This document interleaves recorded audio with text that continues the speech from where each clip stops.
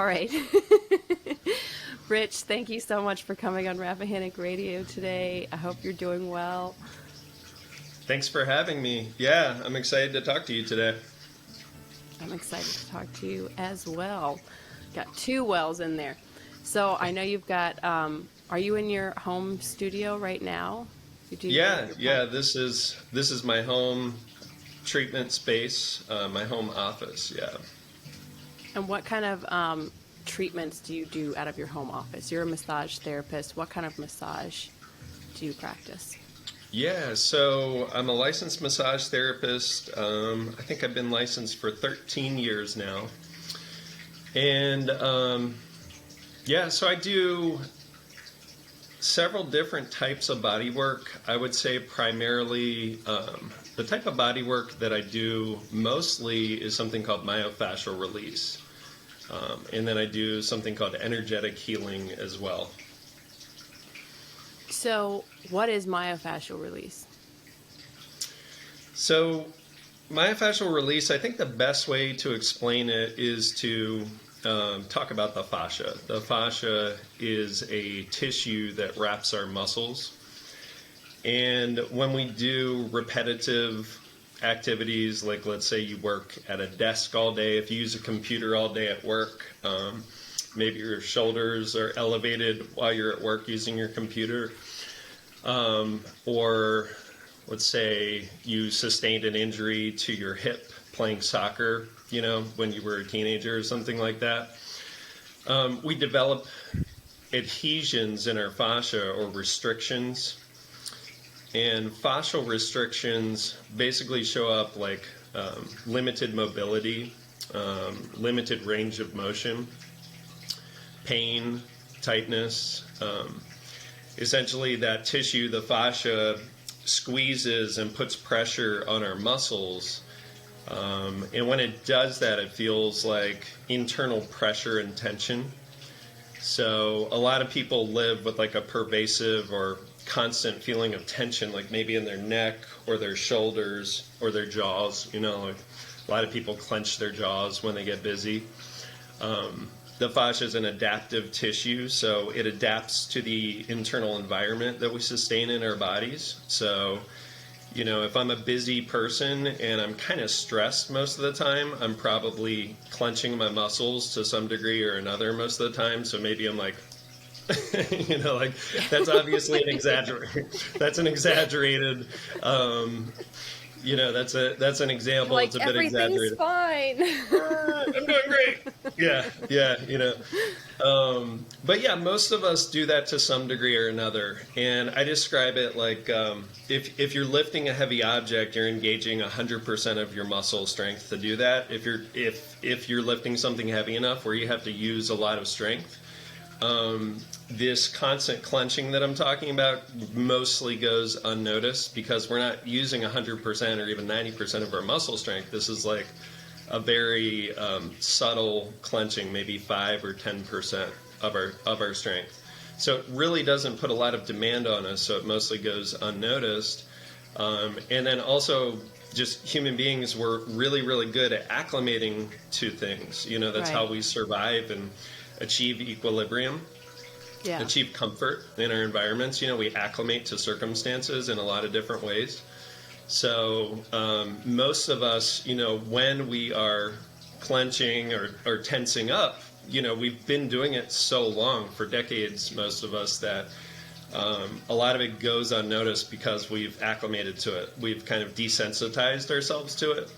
A lot of people, when they come in for myofascial release, like maybe they've hit a tipping point or a boiling point where either an acute injury happened, or an old injury has resurfaced, or the tension just gets so prevalent that they can't ignore it any longer, and they're like, oh my god, what do I do about this? And someone's recommended massage to them, that type of thing.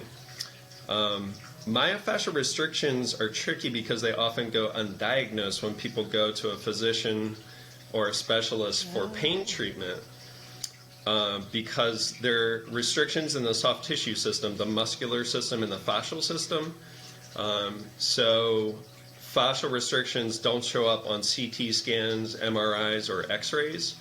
And as good as physicians are about treating different conditions, that's one thing I don't think is often a specialty for general practitioners, physicians, because the diagnostic tools don't actually detect myofascial restriction or fascial restriction.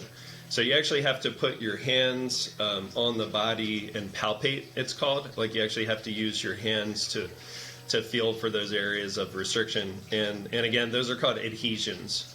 So the fascia is a sticky adaptive tissue, so it's really good to adapting to our tension levels and our stress levels. And it does that by pressing or compressing over our musculature, and it gets stuck very easily to muscle tissue or bone. And so if I get a restriction here, because it's a tissue, so it's got a consistency to it, almost like fabric. So it can cause pain further down my arm. So if I have one of those adhesions here, I can get what's called referred pain down here on my arm or maybe up here in my neck. So not even at the direct spot that it's occurring. Right. Yeah, so they're kind of tricky. You can get that referred pain. Some people have heard the term trigger point. That's another word for what it's called when the fascia gets stuck to something. It can cause a trigger point. An active trigger point is basically it's a location that hurts. So myofascial release, it's about putting the hands on the body gently and kind of softly scanning for those areas of restriction. And once you're finding like the range of motion, a lot of times I'll find like people's shoulders have limited range of mobility because of some fascial restriction. And then myofascial release is just for the most part, it's a really gentle, slow type of body work. It's really relaxing, actually. So, when people seek out massage for stress relief, it's a great way to relieve stress also. One of the best ways to do it. So I want to ask you a couple things regarding that. So you can pretty much tell, well, one, it sounds like most everybody, is dealing with some kind of like pressure in the fascio. Am I saying that right? The fascio tissue? Yeah, fascia. On the fascia tissue. So unless you're really getting like a massage regularly, pretty much everybody's walking around with these felt but undiagnosed pressures and pains. Now, when you lay hands on an individual, can you pretty much diagnose right away? Like, how does that work? How does and not that you're saying, I know diagnosis can be a tricky word, like since you're not like technically, I don't diagnose, Kaya. Right. I know you can't say that for legal purposes, but when in your practice, when you lay hands on an individual, what is the process that you undergo as the practitioner to try and suss out that pain and really, release it? Yeah. So, a lot of times I'll start out with some basic myofascial strokes. In massage, we call the body work, the different components that make up a body work session, we call them strokes. So an example would be if I took both hands and placed them on somebody's shoulders, if they were lying face down, and start there, sink down into the tissue, and then gently, slowly moving as the tissue unwinds and allows my hands to move further. Which, depending on that person's state of health, could be more rapid or it could be really slow. Like if they haven't gotten a massage in a long time, or maybe they never had a massage before, and they're just really tight. It can be a slower process. And I'll find those adhesions or restrictions just by doing that, because I'll hit places where the tissue slows down. So my hands just don't move as quickly.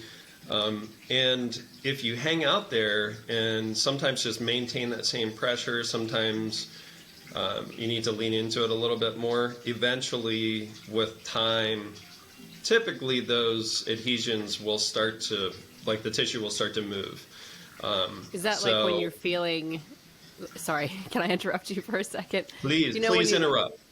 When you like feel like a little twinge or tinge, I don't know how to say that. That's what I call it, twinge. Twinge works. Twinge works. A little Twingy. like, something in your neck and you're like, and it kind of like, it moves a little bit. Do you know what I'm saying? Like, so do you feel that like as the practitioner, like as you can actually feel that release and go, oh, okay. And then maybe that guides you to moving to like, from the back, from the shoulder blades to like down one of the arms or something. 'Cause you can sort of follow that, I don't know, that pathway. That's very specific. I appreciate that question. I like the specificity of your question. Yeah, that happens sometimes. Also, sometimes, I guess, over the years, I think other massage therapists that have been practicing for a while would agree with this, that you begin to trust your hands and the sense of knowingness that comes from, some people call it your intuition. I would also say it comes from your hands. Like it's The actual physicality of touch. it's a different sense. It's not so much like logical knowingness. I would compare it more to an intuitive sense that comes with experience. But my hands are really good at showing me where to work next. And sometimes, yes, I will feel something will move. Sometimes I might test the range of motion, and that shows me. Yeah. So a good word to use is assessment. Like it'll, Okay. as I find things, I call it assessing. So assessing the range of motion in the shoulders can really be revealing as to where that person has those restrictions, or maybe where is a good place to work next. Yeah. Does that make sense?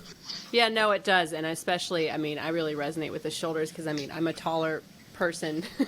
So I'm like, I feel like I'm constantly fighting a battle of like trying to, get my shoulders like relaxed and into a place where I'm not like, and then being a mom, like of a young child, like constantly sort of hunched over. Yeah. And I feel like you just sort of like your body, like you said, adapts to that and is like, okay, this is, and so like it takes you a minute to actually be like, oh, whoa, I need to sit up straight.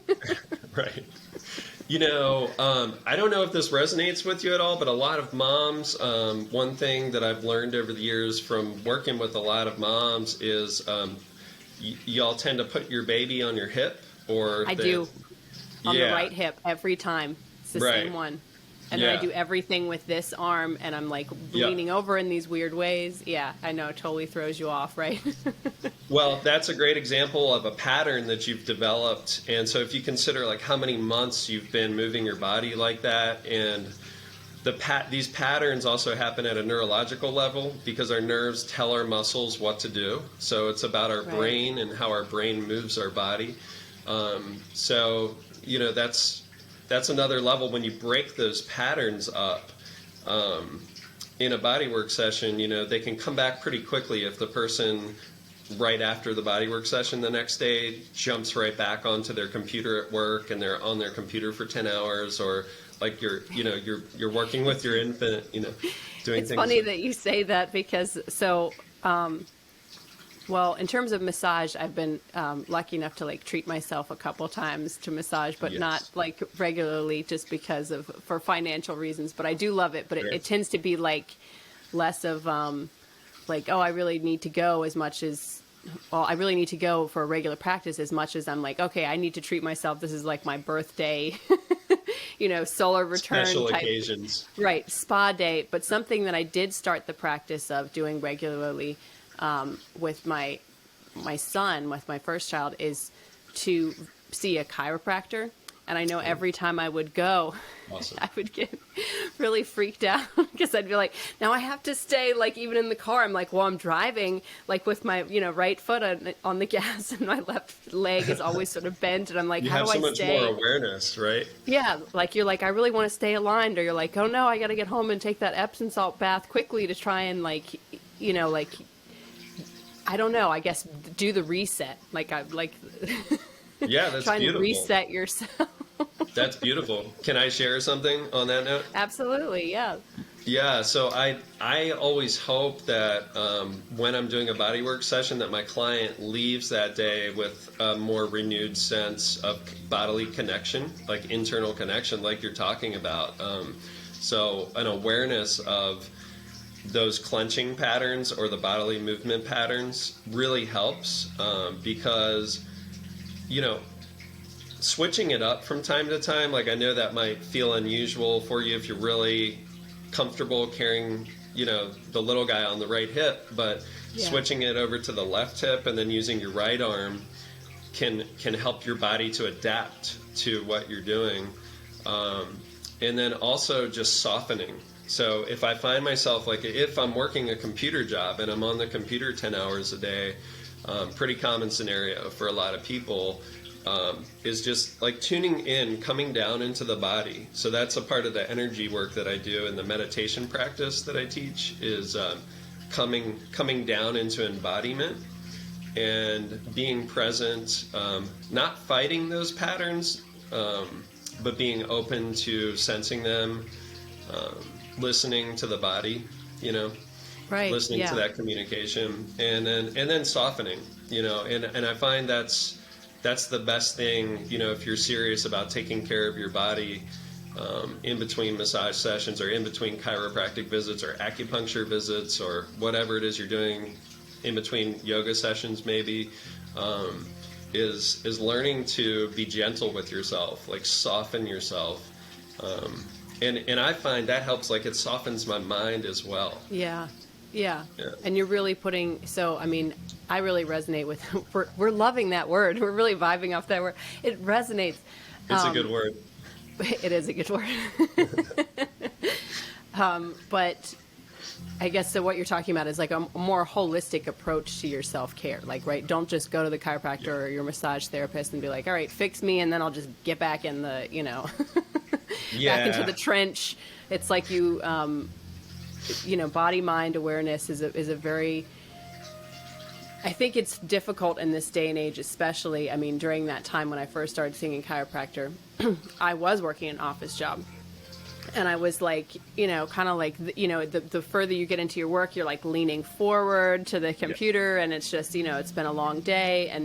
And, you know, if you're somebody similar to myself, that once you get into a project, it's really hard to detach, you know, like you're on a roll, and you're just like, your mind is working so hard that you're like, wait, what do I need? And then all of a sudden you'll kind of like reach some kind of block, whether you're writing or, you know, I think at that time I was doing a lot of Excel data sheets. So super fascinating. It's not tedious at all. That's not Right. tedious. It's not tedious at all. But like, and then you're like, oh, why am I feeling, you know, why do I have a headache? You know, like, oh, I haven't drank water in a little bit. I haven't gone to the bathroom in a little bit. You know, I haven't checked in with me and what I'm actually feeling. I've been so mentally bound and wrapped up that I didn't, you know, get up to stretch. I didn't, you know, walk away and go outside for a second and take a deep breath. And I think for a lot of people nowadays, I mean, hopefully with, you know, one of the silver linings of, if I can say that, one of the silver linings of the pandemic, more people working at home can hopefully take the time, you know, to step outside and, you know, breathe some fresh air and, you know, get into the sunlight for a second. And like you said, realign, get back into balance with yourself. So then you can go back and do what you need to do for your material life. Yes. The real world. Real world.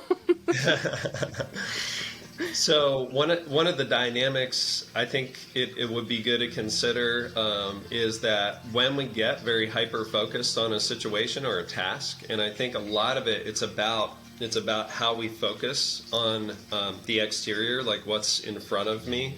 So like right now I'm very focused on, I'm looking at the laptop screen, and I'm looking at you and your awesome headphones, and Thank you. and you know, and so I call it putting the body on autopilot or cruise control. So when I'm really hyper focused on a task or a thought process or a creative process, a lot of us, we put our body on autopilot. So it's like no one's home down here, and the body's on cruise control, and our body's always trying to process energy, right?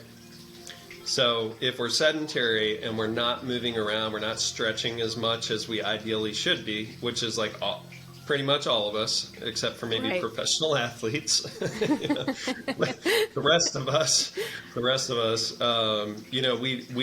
put the body on cruise control for long periods of time, and so since the body's always wanting and needing to process off energy, it's going to continue to process energy, and so the muscles and the fascia are going to respond to my state of mind, because our body and our mind is just one thing. They're distinctly separate in some ways, but they're also just one. Right. So if I'm tense and I'm busy and I'm really focused on the task at hand, that's when that clenching starts, and that's just a perfectly normal way that my body's going to process some of the energy that's going through my system. So, and another good trick is to stretch, like to take those stretch breaks like you're talking about. If you can't go outside and get fresh air and put your bare feet on the ground, stretch your shoulders, stretch your neck, just move a little bit, stretch. That's a big one. Yeah, I hold a Stretch lot the of jaw. tension in my jaw. Yeah. Yeah, massage your temples. I love this one. Just placing the hands on the heart, taking a breath, dropping down into your heart center, just noticing the sensations there, just connecting with that part of yourself, even just for a moment, sometimes can be a really good way to reset. Yeah. So there's like a natural anchoring that can happen here that can be really good, and it'll last for a while. That when I'm really focused on a task, and I keep doing this, it's almost like having blinders on, right? Because we get that tunnel vision. Yeah, Yeah. it totally is. Yeah. Yeah, because I'm the same way. I get really focused, and I'll stick to something until I get to a point of satisfaction, maybe with it, or Which I can just get go too for frustrated. too long sometimes. Yeah, like God, I got to take a break. So working Yeah. on my website is a good example for me. I'll get on the computer for hours. Sometimes I'm on, tweaking the website. So yeah. Yeah, and just let me mess with a little something here, and so I definitely feel that as well. And what are some of the? So I want to ask you some more questions. So at the beginning, and I said, what types of massage do you practice? And you said myofascial release, and then your energetic work, which you've already delved into a little bit. Talk a little bit more about that for us, if you please, Rich. Yeah, so energy healing, it's called a lot of different things. Sometimes it's called energetic healing or energy medicine, energetic medicine. Energy healing, it's an umbrella term which encompasses a lot of different modalities. So one of the more prevalent modalities, this is a bad example because I actually don't practice it. So the reason why I'm bringing it up is it's kind of I call it the household name of energy medicine. So it's Reiki. Is it? A lot okay, of people, that's what I was going to say. I was like, do you Yeah. practice Reiki? Yeah, a lot of people have heard of Reiki. That's a pretty prevalent form of energy medicine. And I've received Reiki. I've had some Reiki done. But as a practitioner, I went in some different directions. Initially, I started studying a form of energy healing called quantum touch. That was around 2012. And I initially was drawn to quantum touch because I heard that I heard that it was a good way to manage pain. And at this time in my career, I had a client who I could not touch his feet, and he had been seeing me for maybe a year and a half, and this guy would come in every 2 weeks, and I would work on his feet, like not at all. So I'd give this guy a 90-minute massage. He was a former. What's that? I'm sorry, just as a Pisces, like having my feet massaged, like I'm all about it. So I'm like, I can't imagine not. Me too. Me too. Gosh, if my feet feel good, the rest of me feels good. Right? Yeah. And if my feet aren't happy, then I get pretty tense. Yeah. So truly. Yeah, so it was pretty frustrating. I would see this gentleman for 90 minutes. He's a former football player. He's a big guy, very athletic background. When he started seeing me, he was probably in his late 50s, and he just dealt with a lot of concussions and medical issues over the years. Like knee replacements. A lot of football players have like multiple knee You name it. replacements. Yeah, you name it. This guy, yeah, he's dealt with a lot, and he's survived, but he's had some difficult trials, I think, medication, pain management medications. Pain mitigation's tricky for people that have chronic pain. They're just suffering all day. It's something else. It's a so slippery when you slope get, too.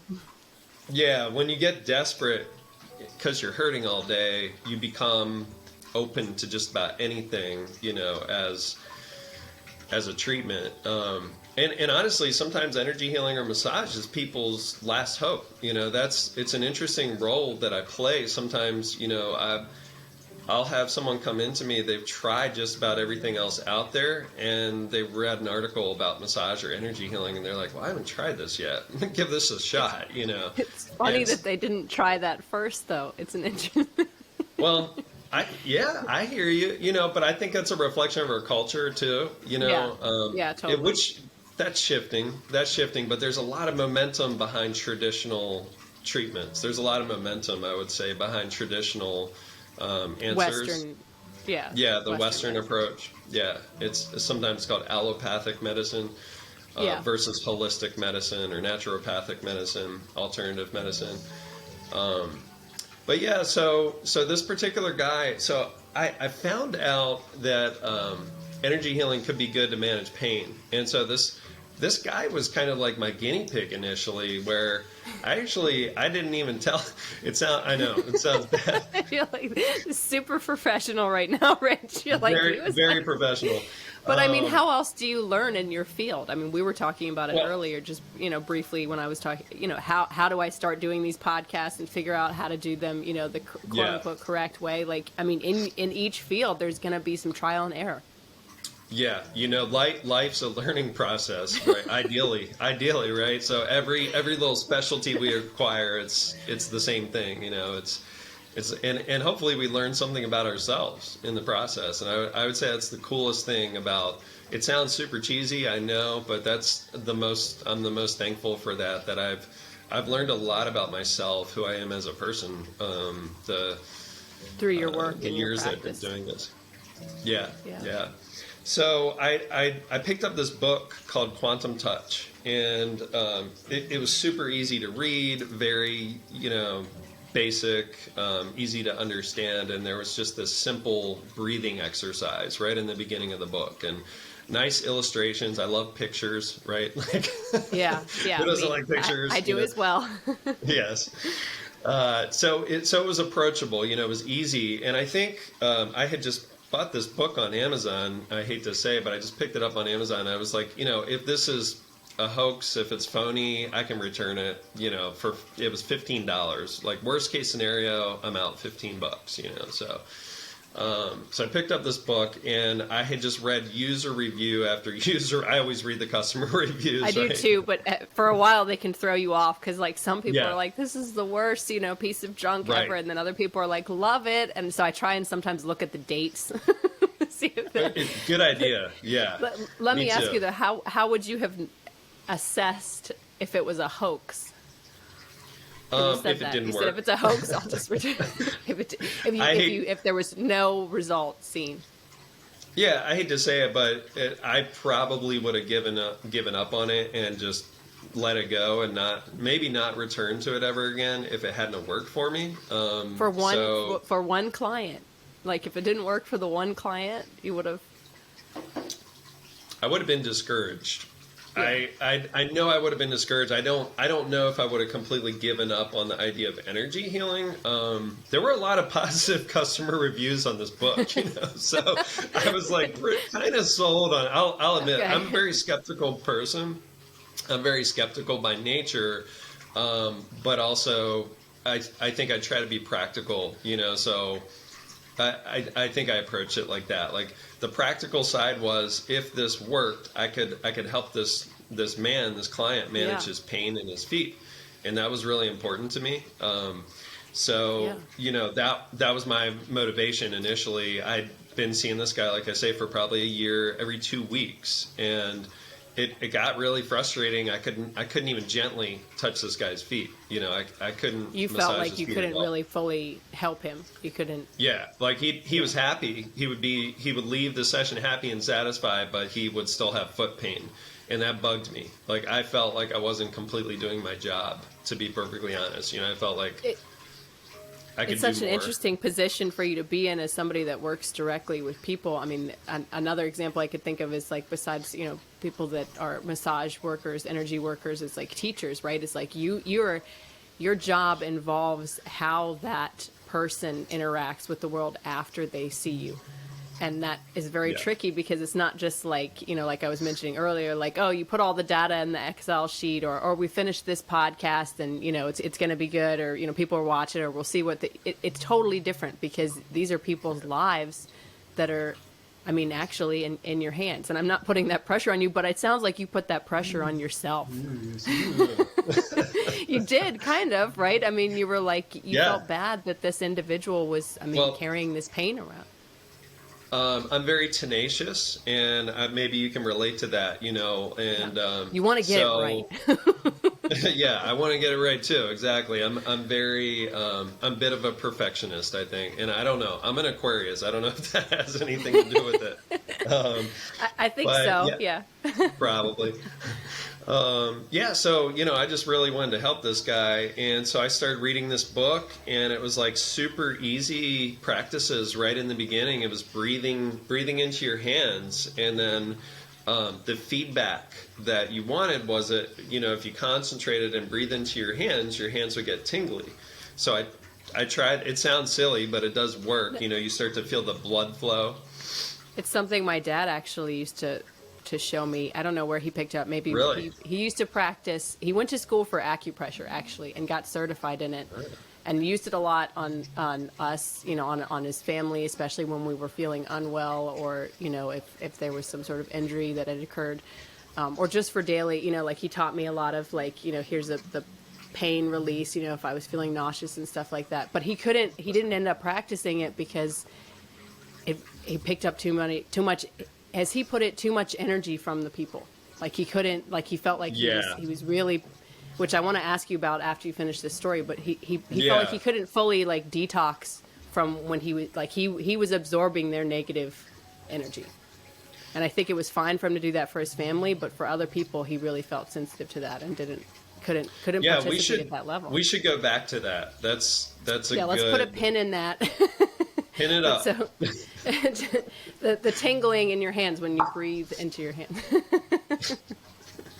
So yeah, so that I guess that initial feedback, you know, when you're reading an experiential book, or you're watching an experiential video where you're trying something with the material that you're studying, that initial feedback worked for me. Like I could feel my hands tingling, so I'm like, okay, well, this part of it does work, right? And I had an experience.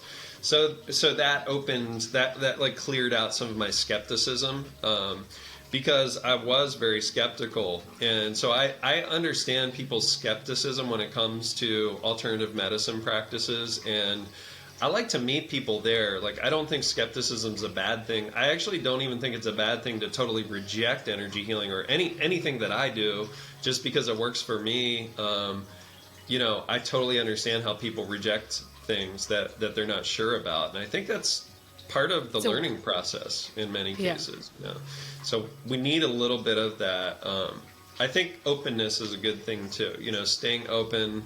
I've heard people say open skepticism is a good approach to life, and that's what I aim for. You know, like It's like not optimistic pessimist or pessimistic Sure, optimist or sure. something. Well, that's a difficult. We need to put a pin in that one too, and come back and ask you Sure. how you balance being someone who's a skeptical individual in the line of energy work and healing, where a lot of people are, what's the term that a lot of individuals use right now? Like the woo-woo, like Yeah. There's a lot nature of of woo-woo. things. There's a lot of woo-woo out there. I Yeah. don't know where that term got coined, but I find it hilarious. And I think that it Someone made that sound and then it just took off from there, you know? and then they just use it as but you know what I'm talking about. People use it Oh, to yeah. reference stuff where they're like, you know, practices where I guess they feel like it's not authentic, or it's, Yeah. you know, somebody's trying to sell you Authenticity something is that, a must-have. Yeah, yeah. So And I think that's- skepticism helps with that. Yeah, it You know, you're does. It really does. in that way. Yeah, You're like, it helps "Does us. this work?" Yeah, yeah, it helps us to discern what's authentic from what's not authentic. You know, discernment is really important when you go on that journey of self-healing and you start to seek out other options for yourself. You know, you have to find, to use that word again, what resonates with your experience, what's supportive of your personal journey. Energy healing is maybe not right for everyone out there, you know, Well, and it's or massage, you know. So Yeah. it's right It's for a some form of people. protection. Like, I think discernment is Yeah. a form of protection, because there are people. I mean, it's a reality. I wish it wasn't so, but it is. There are people in this world that will take advantage of you while Snake using. oil. Yeah, Yeah. exactly. That's you know, very accurate term. You know, they're like, this Yeah. will heal you forever and ever, and you know, solve all your problems. Oh, for sure. Yeah, there's so much of that out there. And especially, you know, when you get into energy healing, you can't help but also recognize that it's part of this New Age movement. And there's a lot of beauty that's come out of the New Age movement, but perhaps people do get skeptical sometimes because it can come off like inauthentic to people's experience, you know, that we feel authenticity encompasses the entire experience, the good and the bad, so to speak. Right. You know, the light and the dark, and you know, I And a think- balance between allopathic medicine, as you referred earlier, and holistic medicine, and Absolutely. realizing that, you know, there's a time and a place for both. Like, they both have their role. I mean, there's a reason why there's knowledge on this planet and we have access to it. Why would you Yeah, completely shut one door? Yeah. This is a really exciting time because I think there's so many resources today, like you say, all the technology that's developed with Western medicine that can support us. And then also that alternative healing practices are emerging more and more and more. I would say we're often, when we discover these practices, we're just returning to things we've already known in our past. You know, Right. Yeah. most of these practices, they've been around thousands They're of not years. new age. I know that Okay. term is always Yeah. is fascinating to me when people say it's new age medicine. I'm like, what? Like herbal remedies? People been, it's a new thing for them to go out and pick something out of the, you know, forage for something in the woods. That's not new. Or, you know, a lot Right. of what, I mean, so speaking New of age something refers that's to a not new- specific genre. time. What's that? I was going to say genre, but you go ahead and tell me what does it Oh, refer to? Because I don't well, actually know when. I'm not an expert with this. There are people that could explain it much better than I could. New Age, so it refers to the shifting out of a certain type of consciousness into a different consciousness. That's what New Age, that term, is supposed to embody. And essentially, there's different ways to describe it, but it's like coming out of the unhealthy, the toxic masculinity, the patriarchal dominated worldview, and shifting So- into a more into Age feminine of alignment. Aquarius. Yeah, the age of Aquarius. That is the new age, literally, that we're in. We're shifting Right. into it. Yeah. Right, a feminine, like a sort of wrapping, a folding around, instead of like just let's direct this weapon straight at the problem and figure it out that way. So Less blowing things up. hopefully that would be nice, right? So back to when you introduced this type of what is it called? What was the energy work? This What's the story's term? gone off the rails. I'm getting so sidetracked. No, that's what stories are. Come on. my stories are. I know. Most people's stories are. They're like, you know, roots and branches and Yeah, system. this is a branching conversation for sure. I appreciate your support of all the branches.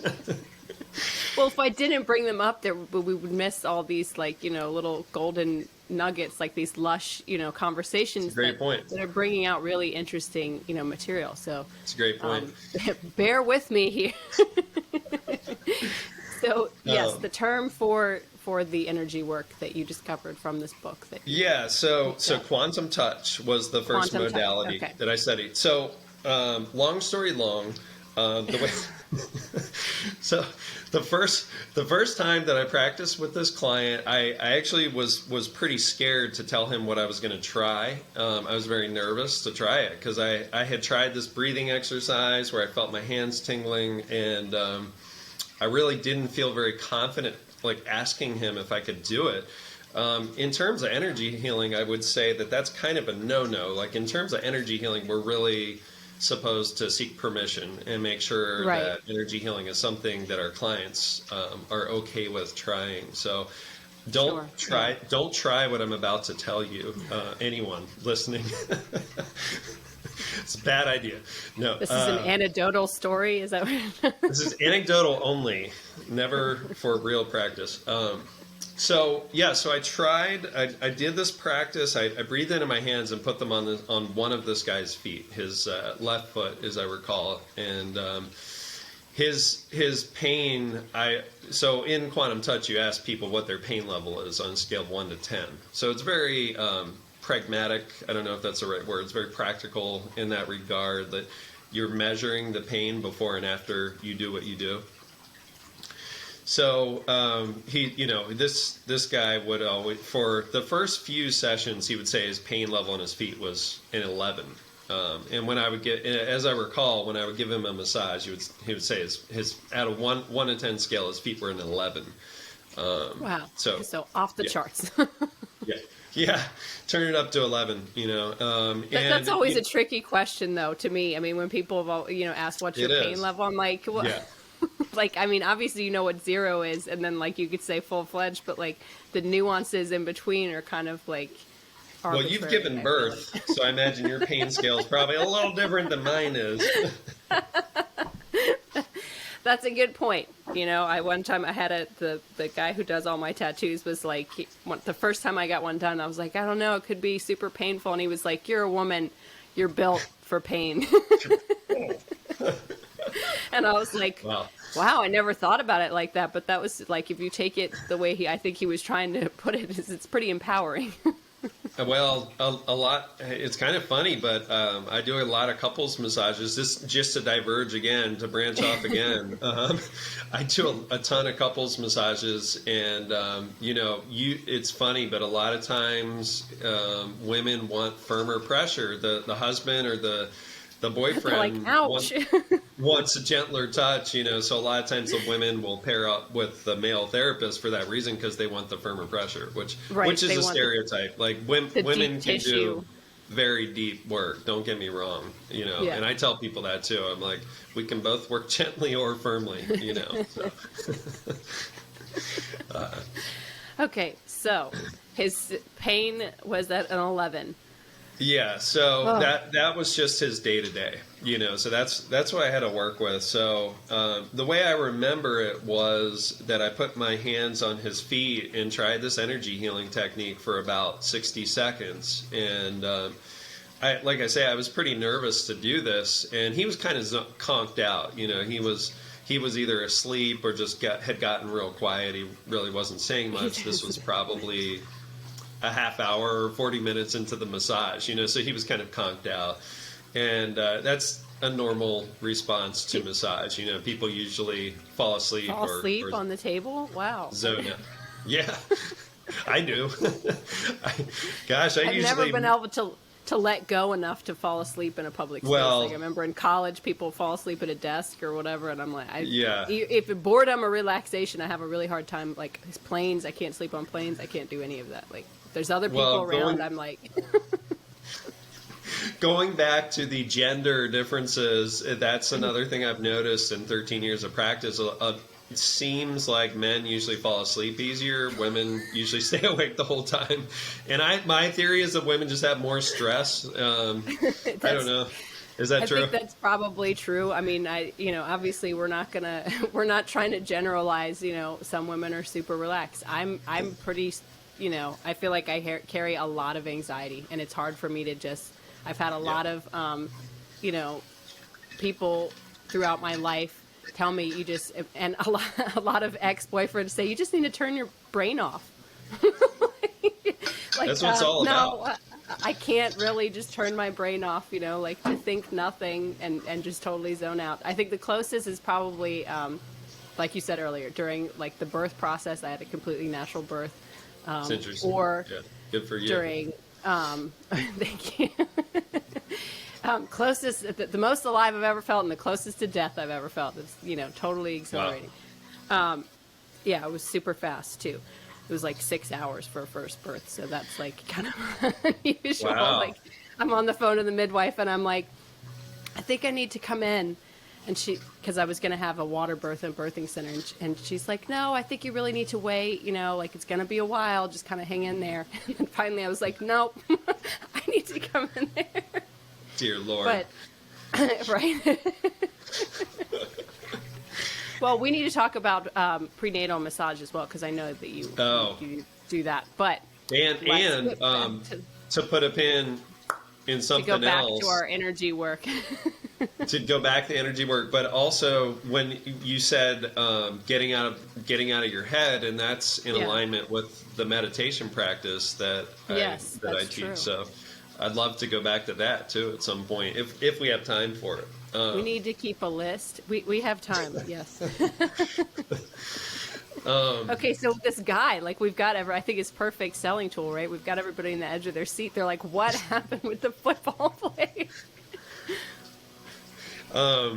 Yeah, so I remember he looked back over his shoulder at me. He was face down. He looked back over his shoulder and was like, "What are you doing?" And I was like, "Oh shit!" That was like an oh shit moment. Excuse my language, but I was like, oh uh-oh. wow. Yeah, because I was already nervous. I'm like, oh God, what happened? Like did I break this guy's foot? I had no idea what I was doing. Just from like the energy work, break his foot like Darth Vader style. No, I don't know. I was just worried when he said that. This guy he can have an abrupt tone sometimes. And he goes, "What are you doing?" And lifted his head up off the massage table. So I was like, uh-oh. And I said, "Are you okay?" And he was like, "What are you doing?" And I was like, "I'm trying something. This is called energy healing." And I was like, "Are you okay?" And he said, "Yeah, I'm fine." I said, "Well, how's your foot feel?" And he goes, "It feels better." Like I could tell by his tone that he was shocked. That he was shocked. So I got like the goosebumps. And like the hair stood up on the back of my neck. I got so excited. And I was like, "Really?" And he said, "Yeah, what are you doing? What is this?" And he was like demanding an answer. So I tried my best to explain it to him. I said, I don't really know. I'm trying something new. It's called energy healing. It's quantum touch. And I said, "I'm trying to take the pain away from your foot." And he's like, he said, "I have no idea what you're doing, but it is working," essentially, is what he told me. So I said, "Can I try this on your other foot?" And he was like, "Yeah." So I asked him about the number, and he said the number was around, as I recall, it was like a 2. So Much it was better. distinctly different. Yeah. So what's funny about you telling this story, though, like, not, I feel like the placebo effect really doesn't, like, it's kind of out the window on this, because you didn't tell him beforehand, which I know you said is a no, don't try this at home, but I feel like because you didn't tell him and you just went ahead and did it, like, to me, that's a little bit more, well, I won't say proof, but like support that this really worked for this individual. Like, this was right for him, because he didn't have time to mentally go, "Oh, okay, I really hope this works," like the whole thing that's involved with The with placebo effect's really fascinating. So is the nocebo effect. The nocebo effect's the opposite, right? Like when something bad happens because you believe that it's going to happen. That's a real thing, actually. Yeah, and that's a whole nother area of fascination to me. I research everything. I was So part of my learning process has been, once I discovered that energy healing was a real thing and it worked, was I just went into it became years of buying books and watching movies, trying to understand quantum physics and learn about how this could possibly be working, because I did see it working, and I do agree to you to some degree that the placebo effect was probably not a driving force in this scenario. But that's a great question in and of itself, and I get that a lot. There's ways around the placebo effect that. My early years doing energy healing, a lot of it was experimentation, and some of my guinea pigs were friends and family members. Some of them were clients, Like later, I realized that I should ask people, So I would, when I felt appropriate, I would ask people if I could try different things. And a lot of it was honestly just experimentation to learn what were the circumstances where this would or wouldn't work. So that was kind of interesting, but. Yeah, so it worked on his other foot. The pain dropped down to around a 2, probably on the other foot as well. And then with all that excitement, the momentum from that excitement, I was like, hey, can we try to get it down to a 0? And he was like, yeah, that'd be great, And he was still like confounded and, like, what are you doing? So, so we got down to a 0, and I just remember that day he had walked out into the hallway and looked at me sideways, like, what was that? Like so skeptical, but at the same time his feet felt better for the first time in a long time. And he was just so skeptical because he didn't understand how it worked, and quite frankly, I really didn't either. I was trusting this book that I had read. But I think that it was a unique scenario, like you say, because I didn't tell him beforehand, like, hey, your pain's going to get better. I just kind of blasted it in there, rogue style. Yeah. I just like blasted it in there. So Let me ask, is it yeah, time for please. questions? I've been asking you questions the whole time. Why stop now? So, how do I word this? So what made you feel that, because I feel like a lot of people, going back to the notion of skepticism, to play devil's advocate. Please.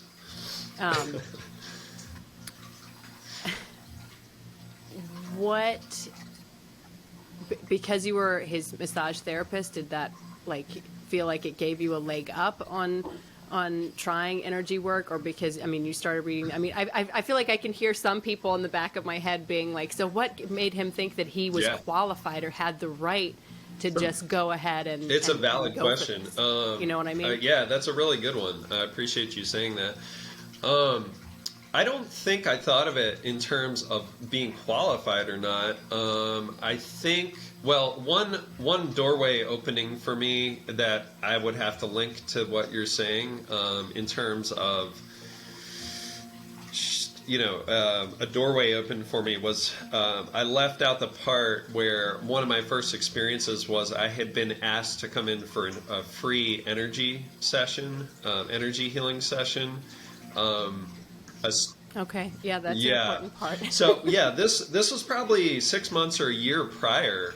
It was after I had graduated from massage school, and so there was a school in Virginia called the White Winds Institute, and at the time in 2009 when I went to massage school, they would use the building that the massage school was in for meetings and classes sometimes, and they would hold student practicums there at the massage school.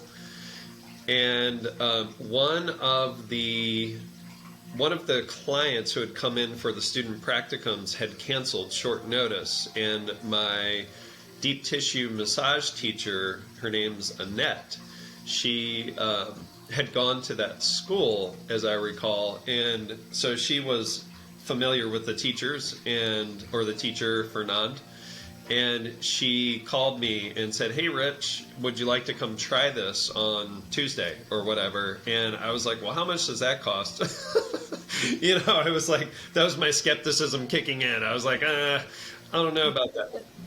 But I mean, that's a realistic point. I mean, how much and, does it and cost? at the time, I didn't see any validity to energy healing at all. So I should also I should have interesting. said that before. Like, I was so skeptical that I literally. You kind of Yeah. did say that. You said that you weren't really into Oh, it. yeah, It wasn't resonating Yeah, with you. I thought it was snake oil. I totally did. Back when I went to massage school, I wasn't really open to it at all, and I got little glimpses of it here and there, like in passing, and I just thought it was pretty much nonsense. I hate to say that now, but that's like the degree of skepticism that I had back then. So anyway, so I went in, I got on the table. This lady didn't know anything about me. She was pretty quiet. She didn't say a lot to me, and it was explained that I would just lie on a massage table, and the session would unfold over 30 or 40 minutes, however long it was. And at the time, I remember thinking like not a lot of action was going on. Like it certainly was nothing like massage. There was no like hands-on manipulation or anything like that. And I think I had my eyes closed for most of the time, and I felt relaxed. That was probably my takeaway. Up until she shared with me, she said, "Is it okay if I share with you what I found?" And I was like, "Yeah, that's part of it. Let's get it over with." Basically, like, sure, tell me. You're like, okay, tell me what your crystal ball told you about. Like I was being a jerk. I didn't say that, but that's probably what was going through my mind. So when she shared with me, she said, I got the impression that there's so much anger between you and your brother, you just want to punch him." And this woman knew nothing about me. She had not asked me any questions about my personal life or my family or who I was as a person. She didn't know anything about me. I did not know the teacher. I had no connection other than my Weird. That's other than the totally person who bizarre. had asked me to come in for the session. Yeah, and at the time there was a lot of interpersonal anger going on in that relationship. Since then, thank God, we've healed our relationship. We have a great relationship now.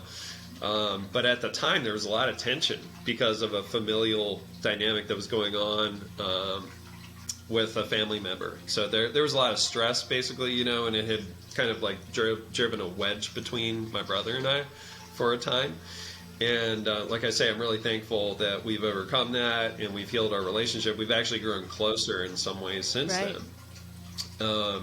But yeah, so that was just a complete wow moment where I had evidence right there. So like something unseen, perhaps, is And it was very personal, too. super personal. Like, where you were like, yeah. whoa. And it was so accurate, that it really it shocked me, and it opened.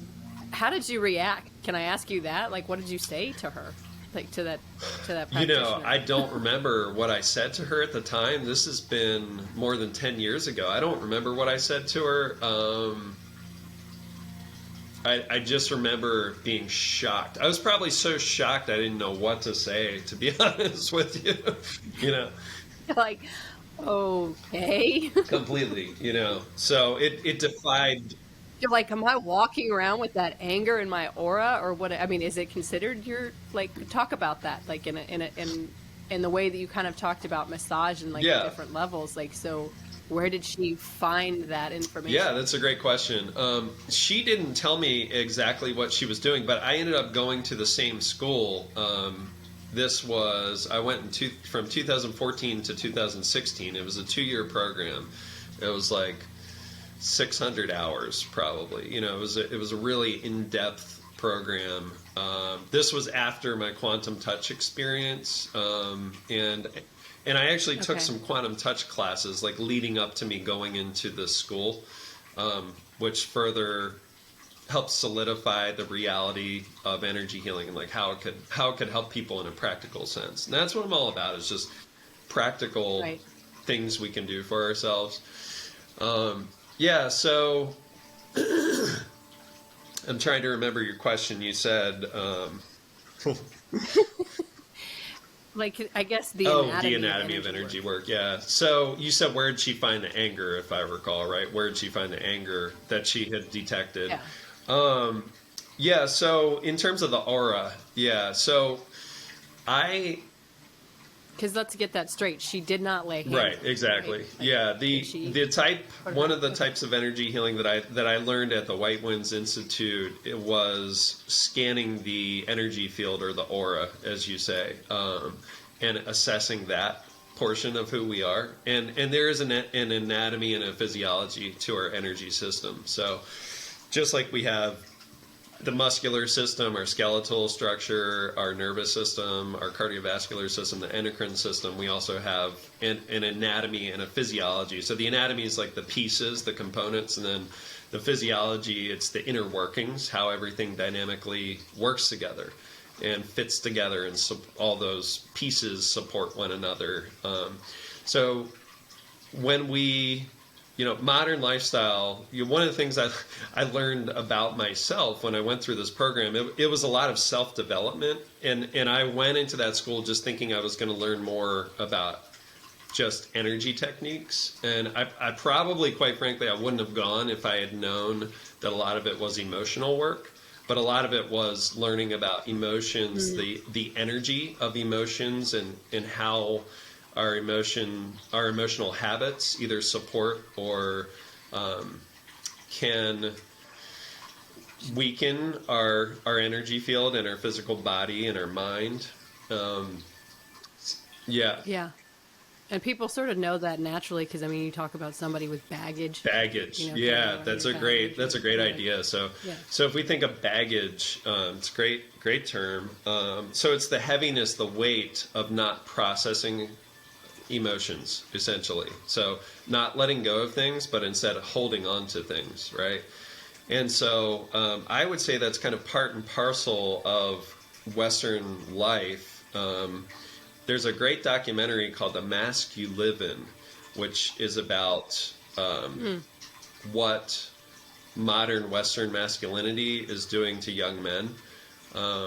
And I would say that's a part of my journey. Once I went to the White Winds Institute, was learning things about myself that I didn't even know before, like that that I'm a gentle person. I have a kind heart. I'm a gentle person. Seriously though, that I have a softness about me, which it actually helps as a strength to the type of work that I do.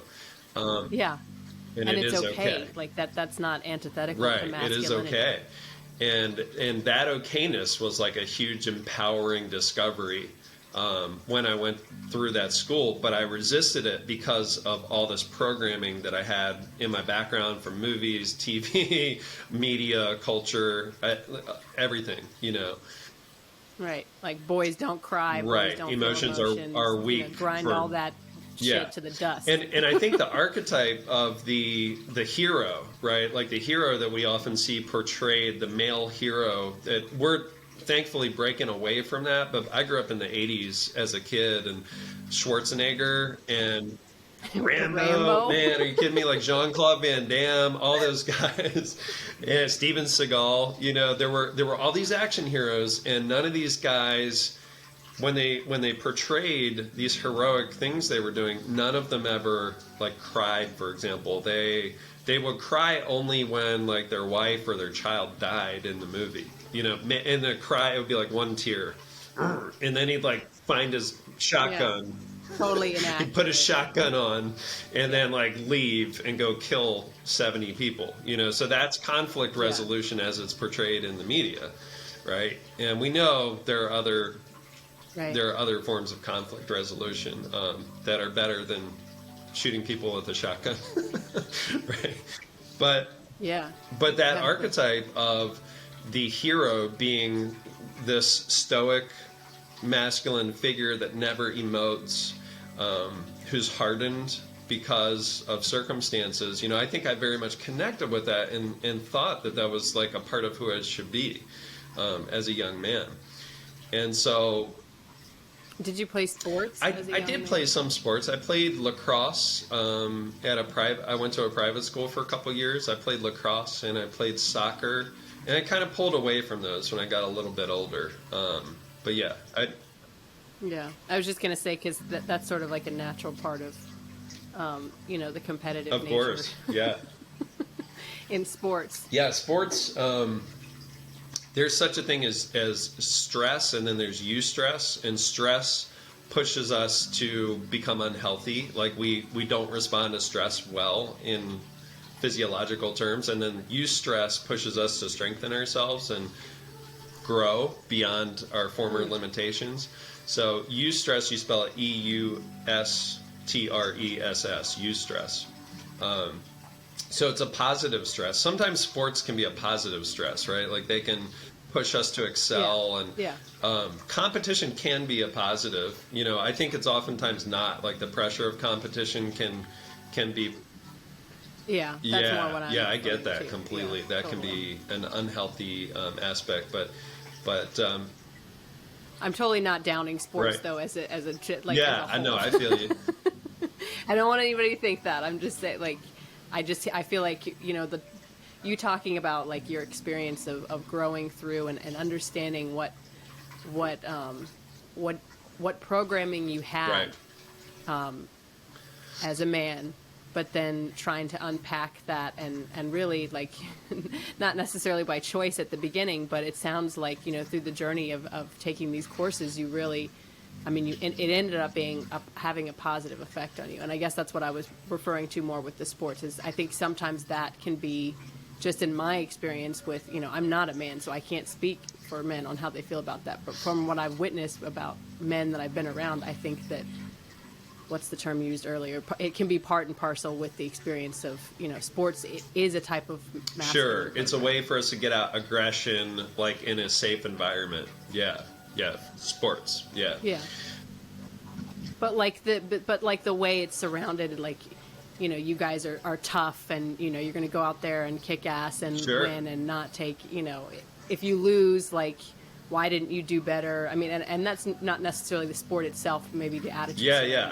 I was just having a conversation with my girlfriend about this the other day. Yeah, absolutely. That there's both sides to sports, and it can put a lot of pressure on youngsters. Yeah, That can totally. it can actually be pretty deflating and defeating when you don't emerge as the victor in those scenarios. Like there's only one winner, Yeah. right? Like all the other teams are Yeah. defeated, right? Yeah. So that can be tough on kids. And but anyhow, so where I was going with that was that I had suppressed and repressed my emotions my entire life from the time when I was probably like, it started pretty early. I wouldn't let myself cry. And I remember one time I was 17 where I got in a big fight with my parents, and man, I was in tears. I was sobbing. It was a really tough fight, and it was a long, drawn out fight, and I was crying. And I remember being so embarrassed that my stepdad had seen me cry, and he was a great guy. Like, not that he wasn't okay with me crying, but that I wasn't okay being seen by another man crying. Like it was so embarrassing to me.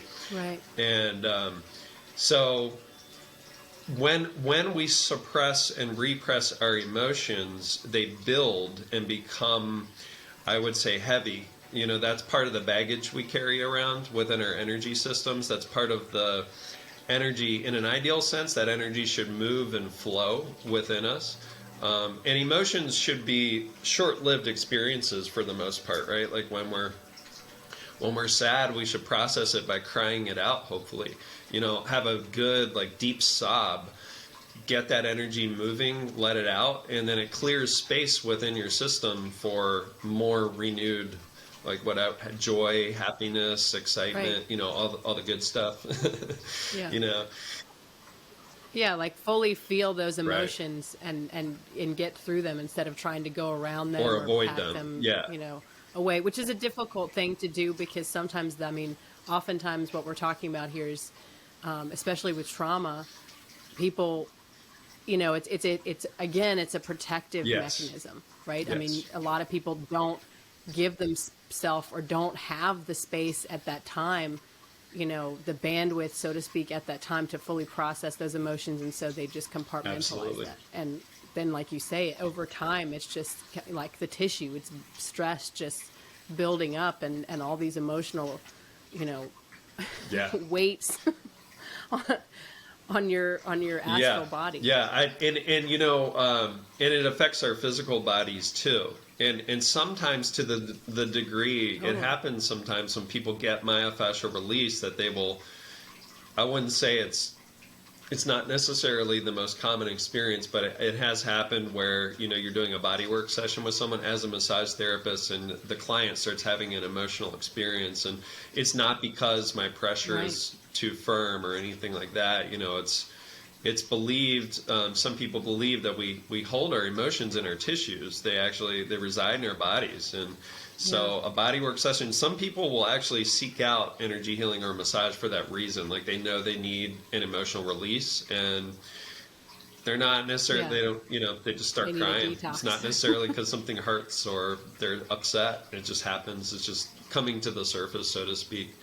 So when I had that energy session done, that was part of what that practitioner had picked up on. And within our energy system anatomy, going back to that, our second chakra oftentimes is associated with feelings and emotions.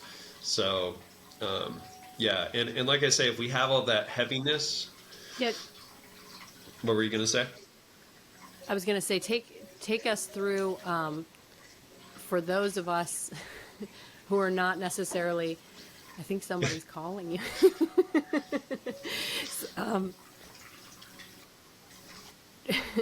Or is that your music? What Is it? did it's you the ask music me? with the bells, sorry.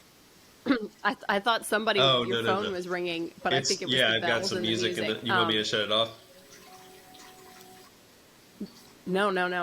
I just thought it was your phone, and I was like, oh, if it's something important, Rude he munch. has to go pick it up. Well, I'd rather you Right. deal with it than it keep ringing, and then we're sitting here pretending like the phone isn't ringing. Anyway, so can you go through just a quick run through of the different chakras for people Yeah. who Yes. who are not Some familiar with them practical necessarily? chakra stuff. So I'll scoot off to the side. That's an artistic depiction of the chakras behind me there. So they're energy vortexes. They're usually called that. They regulate our energy, so they take in energy and then diffuse it throughout. It's believed these glands within our endocrine system that are called ductless endocrine glands. So that means they don't have ducts like some of our glands within our endocrine system. So it diffuses energy directly into the body, the nervous system, and the endocrine system. So the first chakra, it's known as your root chakra, and it interfaces with your perineum. It's the area basically between your legs and between your anus and your genitals. And that chakra is about being grounded. It's about your connection to your physical body or disconnection from your physical body. Like we were talking about putting the body on autopilot when we get very cognitively focused on something. It's about your Right. connection to your home, your land, your family, and your tribe. And also your sense of safety in the world and your sense of safety in your body. So if you don't feel safe, entirely safe in your body, that pattern, that dynamic can show up in your root chakra. And our chakras aren't static, they're dynamic. So they're always changing and shifting depending on what's going on with us emotionally and mentally. So, these patterns do shift. And, when we acquire new beliefs and ideas, sometimes some shifts occur within the energy system. But also old injuries and traumas affect the energy system as well. So sometimes I think of the energy field in the chakra system as being it's almost like a computer hard drive. It stores all the information of everything you've been through in your lifetime. And then people that believe in past lives would say that past life stuff is in there as well, and that you know, essentially, I mean, that's a big old can of worms to get into, but essentially it's the idea that lessons that we haven't learned yet, like that's why we're coming back. That's the idea behind reincarnation, is whatever lessons we haven't learned yet in past lives, that's why we're here in this lifetime, is to work on those lessons, hopefully to learn and grow. And so that those lessons are within our energy system as well. And so the second chakra, let's see here. Can you see? This is the first chakra. This is the second chakra. It's called the sacral chakra. And the second chakra is about your sexuality. It's about your feelings, your emotions, and then your creativity. So when we struggle with certain aspects or dynamics within our lives, those patterns of struggle or hardship will show up within the chakra system. So oftentimes in energy work, somebody that works with the chakra system will assess which chakras need work that day, and then that gives us some insight into some of the patterns that you might be dealing with. So if I feel drawn to work on someone's second chakra, it could be a sign that they're disconnected from their emotions and feelings. If someone's first chakra is calling to be worked on, it could be an indicator that they're feeling disconnected from their body lately, that they're feeling ungrounded. Or maybe they're too grounded. It could be a sign when, like if you just can't get off the couch, like that type of feeling where, you're feeling weighed down by life, that type of thing. So a lot of times energy sessions can be really revealing because speaking these patterns out loud, sometimes it gives the client on the table some insight, and they're like, oh yeah, I didn't even think about that, right. But wow, like that really resonates, Yeah. To use that word again.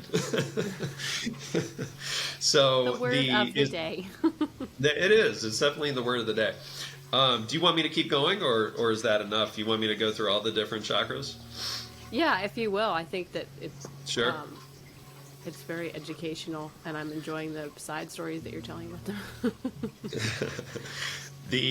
So the third chakra is about your mind. So it's your, it's a picture of your thoughts, everything that's on your mind. Most of us, because of our education and because of our culture, we put lots and lots of energy into our minds, that part of us, and we usually don't put as much energy into our bodies, connecting with our bodies. So the mind tends to be overly active for a lot of us. That was one of the patterns I learned about myself when I went into school and started learning about the chakra system. That would actually interfere with my energy healing sessions. My mind would be so active. Sometimes it would be a struggle for me to proceed in an energy healing session. Wow. Yeah, so that's something that I again, probably because I'm an Aquarius, and I'm still I'm still learning and growing. So, that's right. when we Hopefully shine so the is light of everyone. awareness on a pattern. What's that? I said, yeah, hopefully so is everyone. Yes. Yeah, so it's just about shining the light of awareness on patterns, and then bringing compassion to them. That's what the healing process is all about. So the person doing the energy healing is really just facilitating that process. They're not fixing anyone. They're not necessarily healing the person. They're really just hopefully bring that person in a closer relationship with themselves to kind of unfurl that natural healing process that's always available, but sometimes Right. Due to There's a block. traumas, due to injuries, due to patterns, it gets difficult for us to do. Yeah. So, so the third chakra can be protective sometimes because a lot of us, it's one of our Western habits is to go to our mind to deal with things. And sometimes we get stuck there. It's that feeling of like being in a whirlwind of thought, and you go in circles, you're going in circles with your thoughts, and a resolution doesn't come, and you feel like you're chasing your tail. I think we've all been there. Yeah. That's one of the patterns that can come from an overactive third chakra. When the third chakra is in good balance, it can lead us to, we can use the mind as a tool to problem solve, but also live from the fourth chakra, the heart. So we can bring compassion to our relationship with ourselves and our relationship with others. And so leading into that chakra, the fourth chakra, that's really how I view the fourth chakra. And that one's right here. It's called the heart center.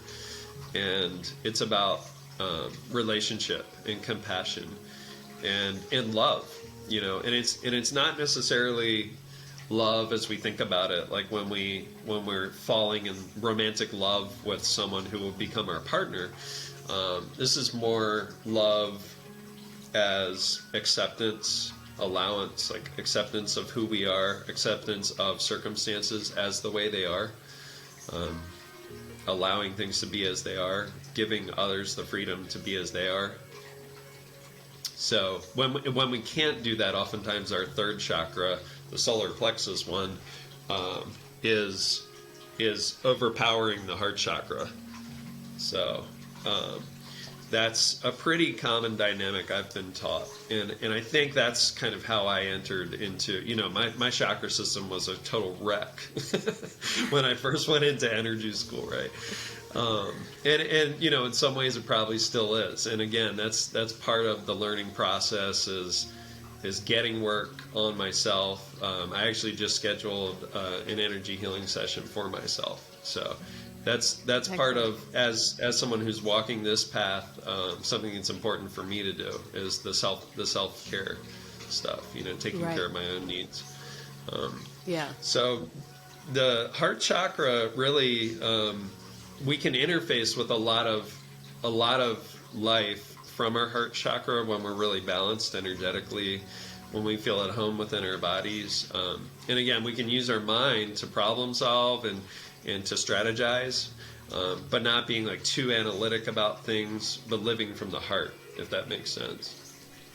Right. That sounds, it's kind of like wrapped up with issues of control in a lot of ways. Yeah. Control is a powerful dynamic that shows up in the third chakra. Yeah. And so much, I like to remember, so much is really beyond our control. A lot of control is an illusion. We love the idea that we can control things. We get really hung up on the idea that we can control circumstances or people or most of it's beyond our control. It's actually out of our control. And that can be a pretty scary thing to think about sometimes if you feel threatened by not having control. Yeah. Well, and I think also, taking it back to a cultural level in a society where,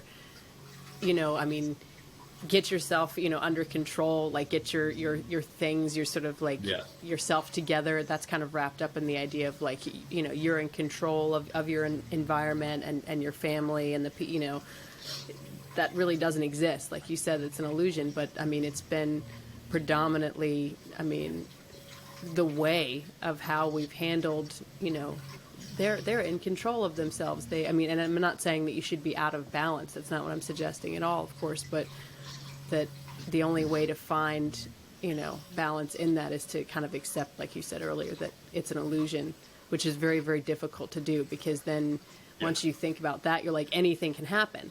But that's also beautiful if you can think about it in the positive way, which is like anything can happen, and not, so much of the anxiety and the focusing on the bad. Because, bad does happen, but you can't let it, totally immobilize you. Yeah, it's like jumping in a river and hanging on to a branch that's stuck on the shore. Like that's a feeling of control. Like I'm hanging on to something. But eventually that branch is probably going to give way. Like it's not really as strong as you might want it to be. And so the idea of dropping this controlling attitude, it's essentially letting yourself being carried by the flow of life, the river, and allowing guidance to come into your life. So that's a component to what we're talking about as well, in my opinion, is trust and guidance, allowing guidance to come into our lives. However it shows up, it can show up in a lot of different ways. Yeah. Right. Yeah. Yeah. So, yeah. So, control. That's a tricky one, and it's good to be able to acknowledge like the parts of us that want to control circumstances, people, relationships. It's really, I think it's helpful to be able to see that part of ourselves, because I think that's a natural part of who we are. It's some people call that the ego, like a part of our ego. Ego and spirituality or energy healing, it's not usually seen as a bad thing. It's not usually like the term someone that has a big ego. That's not really how we use it. We use the ego to describe our sense of self or our personality or our mind even. Sometimes it's used interchangeably with the word mind.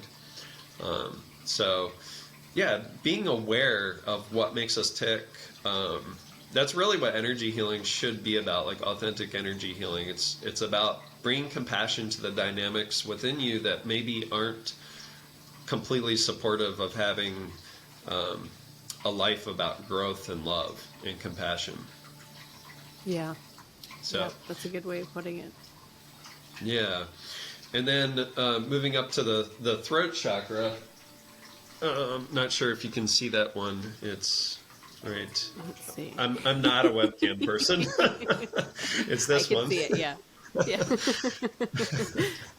The throat chakra, so it's about communication, really, and it makes sense. It's about our communication. It's also about being able to hear other people's truth, so speaking my truth. And I think within this, there's always like a dance or a balancing act of one of the lessons that comes up within the yogic system is it's called there's the yamas and niyamas, so it's like ethical balance.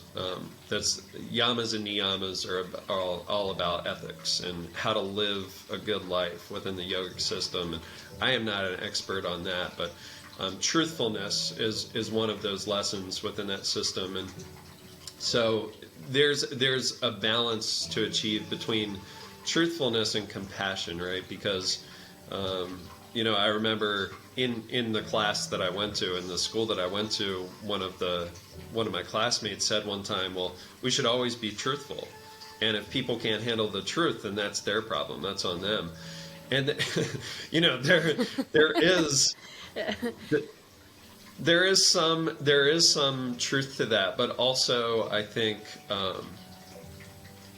that there's just always a dance. Ideally, learning to be to have empathy, right? To be able to put ourselves in someone else's shoes and to have empathy.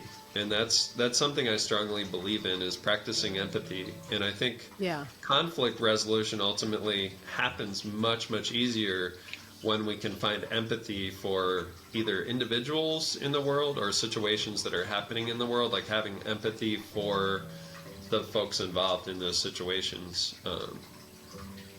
Helps, to understand and really hold some space for them and not just sort of bulldoze over that. It's interesting, the idea of the notion of truth, though, because at times that can be very subjective. So my truth on a subject is not necessarily your truth on a subject.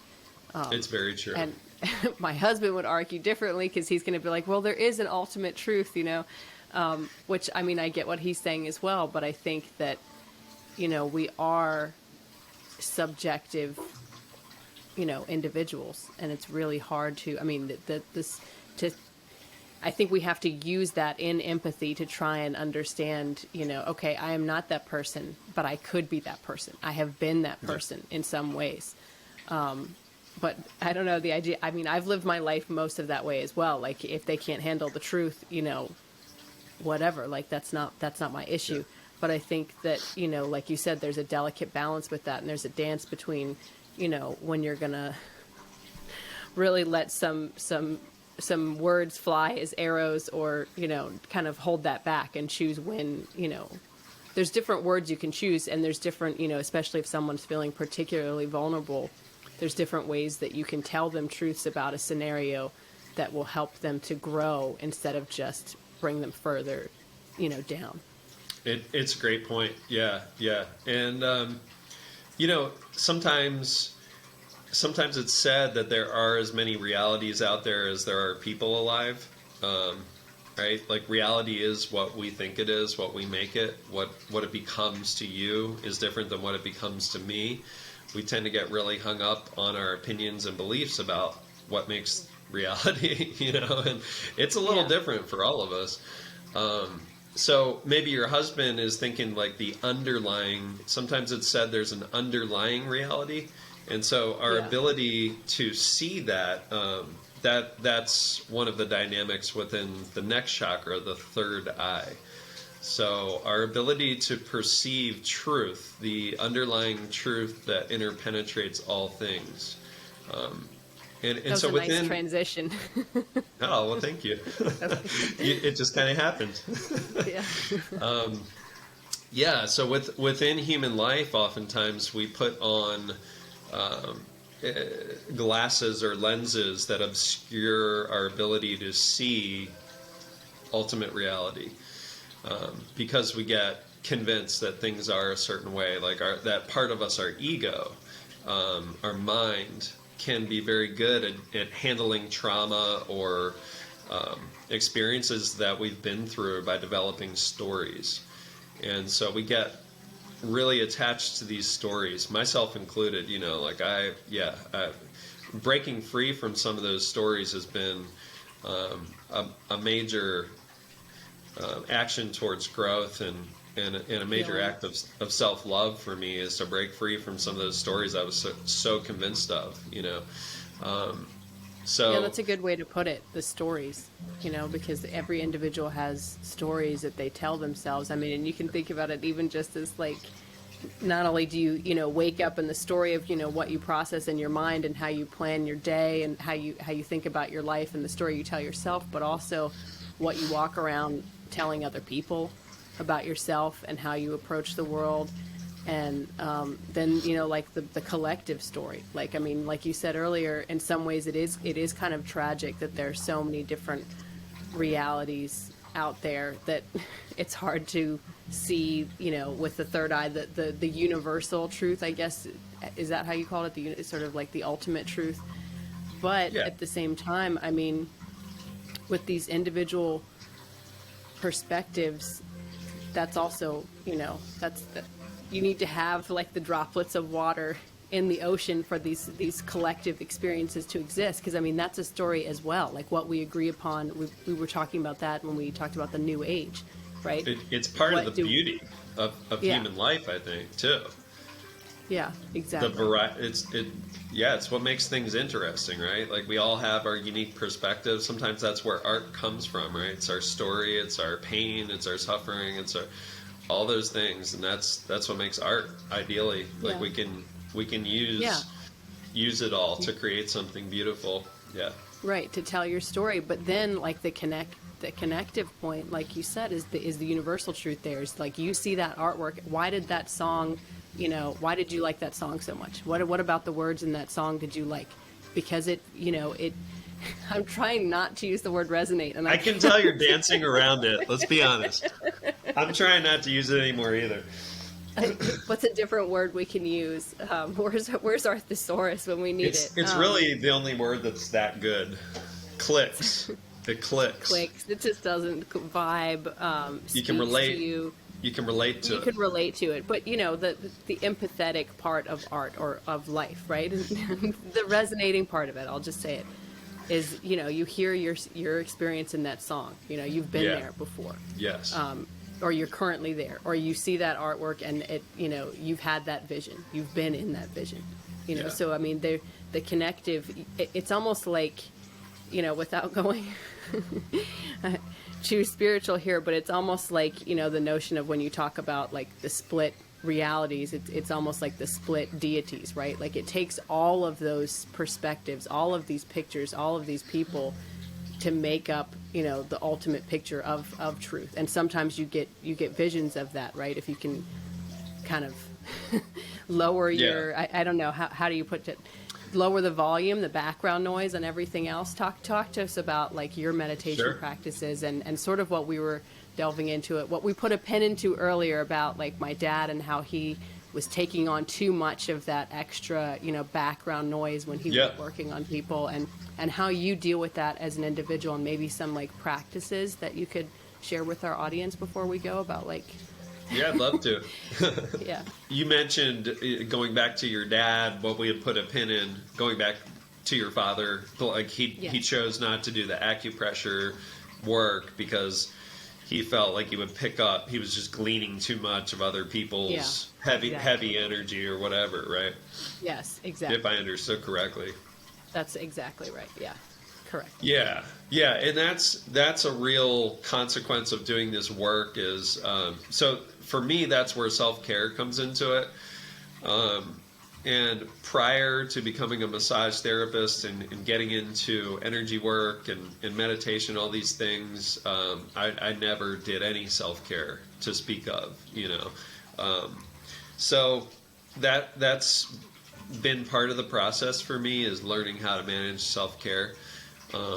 And what that looks like for me, short meditations a lot of times throughout the day, just short meditations like what we did earlier where we put our hands on a heart center and came into the heart center with our awareness.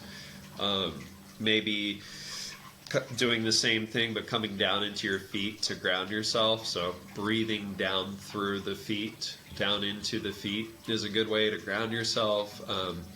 There's a variation of different grounding practices where you can imagine that your feet are growing roots and they're growing down into the ground, and you can envision yourself as a tree. And I like to picture the roots coming down and intermingling with all the other tree roots, the network of mycelia and tree roots down in the earth. That's beautiful. I like that image a lot. Super grounding.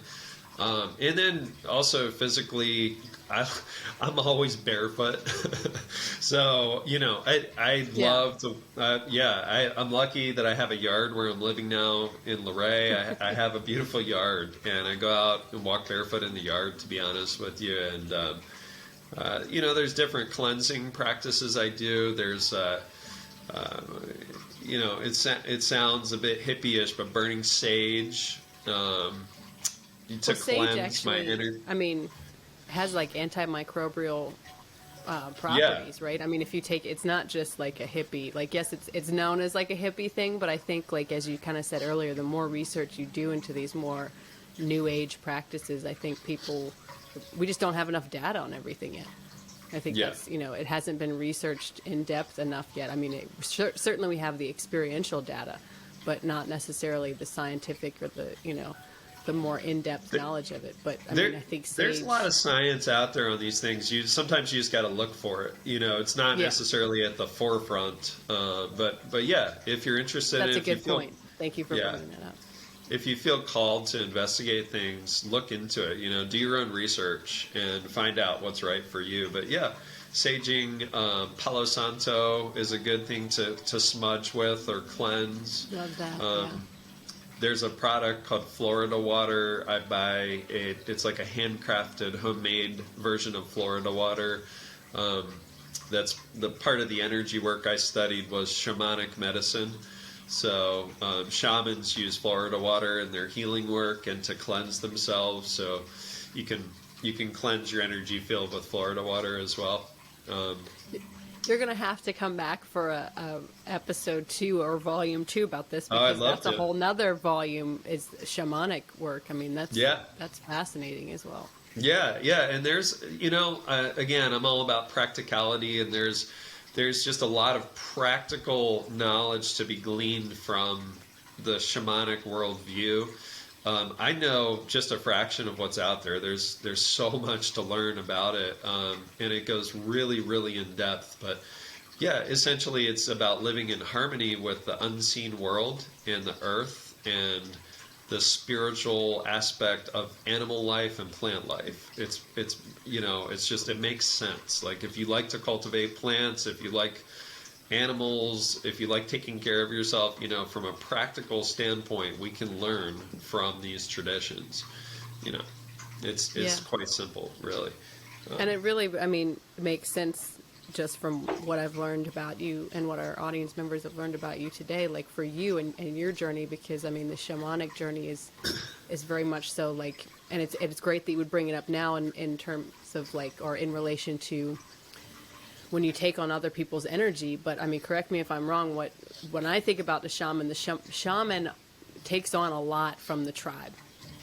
And then they have to undergo, like, they have the spiritual trip, they have and I'm not necessarily saying like,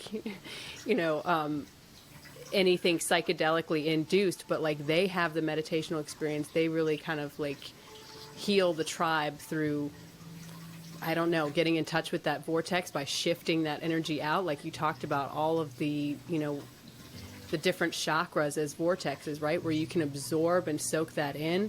Or it seems like you can also like transform it, right? I mean, so your job is, if I'm not overstepping too much, but like really to transform energy, it's brought to you, and how do you push it out in a way that, turns it into positivity for yourself and for the world? Yeah, I think that's pretty accurate. I think of the role the shaman plays as kind of straddling. They're a bridge. They're a natural bridge between the world of spirit and human life. They straddle that unseen. They're interfacing and accessing and utilizing information and data from the unseen realm in terms of healing individuals or perhaps the tribe as a whole. But yeah, they're basically bringing the unseen into the seen. So yeah, there's a level of transformation that takes place there. And yeah, I think that's what energy healing ultimately is all about. It's like accessing helpful information in this unseen part of ourselves. Some people claim to be able to see the energy field, in the chakras. Do you see auras? If I'm like, if there's a clear background behind the person, and I'm in that energy healing mode or mindset, and I'm tuned in to that mindset, that level of consciousness, I do sometimes see certain details about the aura, not necessarily in vivid detail like I would like. I always wanted I wanted that, but perhaps that will come someday. I've learned about my own energy healing resources that I'm very sensitive as a person. I have a pretty high level of sensitivity. That can be a good thing and a bad thing, like I tend to get anxiety and things like that. That's been part of my journey too, is just learning how to practically manage anxiety and depression and things like that affect most of us, right? But my sensitivity is a strength in the work that I do. So it helps me be with my clients, and so I feel a lot in terms of sensing information. For example, I can oftentimes I'll read the aura. My teacher taught me to use my body to read the aura. So I'll hold my hands out, and when I'm doing an auric assessment, I'll feel a shift in my body. Like if the person is feeling held back or their aura is back behind them, I'll feel a heaviness almost pulling me back. If it's a person that lives out in front of themselves, they're very eager to meet everything that's coming at them, and they're out there, one of those people, I'll feel pulled forward. And similar shifts, torques, and dynamics will show up. Like I'll actually feel them. And so a lot of my strength as a healer is just learning to use my sensitivity as a gift to empower the work that I do. So, yeah, does that make sense at all? No, it makes perfect sense. Okay. But I want to thank you so much for sharing, a portion of your story, sharing your stories with us today. Thank And, you. I really enjoyed it. And I want to do a little bit of promo real quick before we go. Where can people get in touch with you if they're seeking this type of treatment? I appreciate it. So my website is www.rpsmassage.com, rpsmassage.com, and you can book online on my website. And usually that's what most folks do is they just book online, and then sometimes people call to schedule an appointment that way. And should I say the phone number? You can, yeah. Yeah, so it's 540-539-1614 if you want to call and ask some questions. I also offer distance healing, so if you can't make it in person, or for example, I did a COVID support intervention, an energetic COVID support intervention for a nurse that works for Centora that had contracted COVID, and she was obviously quarantined, and so a lot of the energy work I do is over the phone or over the webcam, and that sounds out there, but that actually works also. We'll have to put a pin in that one and come back to that. That's coming, yeah, for volume 2, because that would be an interesting conversation about how that works and how you navigate that. But again, thank you so much. Thank you, I really Kaya. appreciate. And we will be in touch, and you get to see the full interview soon. Sounds great. Thank you so much. Yeah, thank you. Take care.